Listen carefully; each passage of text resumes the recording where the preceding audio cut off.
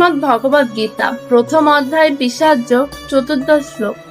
তথা শ্বেতায়ের হয়ের ইয়ুক্তে মহতি স্যন্দনে স্থিত মাধব পাণ্ডবশ্চৈব দিব্য শঙ্খ প্রদত্মতু। অপর পক্ষে শ্বেত অশ্বচালিত দিব্যরথে স্থিত শ্রীকৃষ্ণ ও অর্জুন উভয় তাদের দিব্য শঙ্খ বাজালেন। কৌরব সেনাবাহিনীর তুমুল বাদ্যধ্বনির পর এবার সঞ্জয় পাণ্ডব পক্ষের বর্ণনা করেন। তিনি বলেন, শুভ্র বা সাদা অশ্বে যুক্ত এক মহিমান্বিত রথে শ্রীকৃষ্ণ ও অর্জুন অবস্থান করছিলেন। সেই রথে বসেই তারা তাদের দিব্য শঙ্খধ্বনি করলেন। এই মুহূর্তে শুধু যুদ্ধের সূচনার একটি ঘটনা নয়, এটি ধর্ম ও ন্যায়ের পক্ষে এক দৃঢ় ঘোষণাও।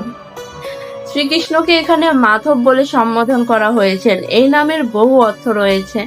তিনি লক্ষ্মী দেবীর অধিপতি, আবার তিনি মধু বংশের বংশধর।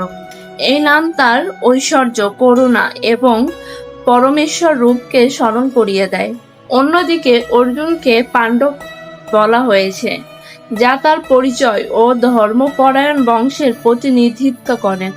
শ্লোকে শ্বেতায়ের হয়ের ইয়ুক্তে অর্থাৎ সাদা অর্শযুক্ত রথের কথাও বিশেষভাবে উল্লেখ করা হয়েছে। শ্বেত বা সাদা রং পবিত্রতা, সত্য, শান্তি এবং নির্মলতার প্রতীক।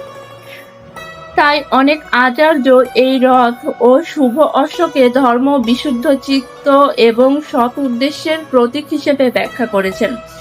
শ্রীকৃষ্ণ সেই রথের সারথি হওয়ায় বোঝানো হয়েছে যে মানুষের জীবনের রথ যদি শ্রীকৃষ্ণের নির্দেশনায় পরিচালিত হয় তবে সে সঠিক পথেই অগ্রসর হয়। এখানে বলা হয়েছে তারা দিব্য শঙ্খ বাজালেন। কৌরবদের শঙ্খধ্বনি ছিল বাহ্যিক শক্তি ও সাময়িক ক্ষমতার প্রকাশ, কিন্তু শ্রীকৃষ্ণ ও অর্জুনের শঙ্খধ্বনি ছিল ধর্ম, আত্মবিশ্বাস এবং ঈশ্বরের আশ্রয়ের প্রতীক। এই ধ্বনি শুধু যুদ্ধের সূচনা ঘোষণা করেনি, বরং ন্যায় প্রতিষ্ঠাতার সংকল্পকেও প্রকাশ করেছেন।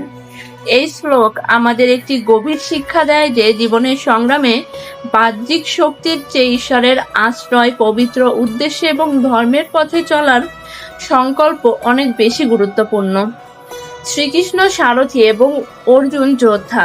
এই দৃশ্য আমাদের মনে করিয়ে দেয় যে যখন মানুষ নিজের কর্তব্য পালন করে এবং ঈশ্বরকে জীবনের পথ প্রদর্শক হিসেবে গ্রহণ করে, তখন সবচেয়ে কঠিন যুদ্ধেও সে সঠিক পথ খুঁজে পায়।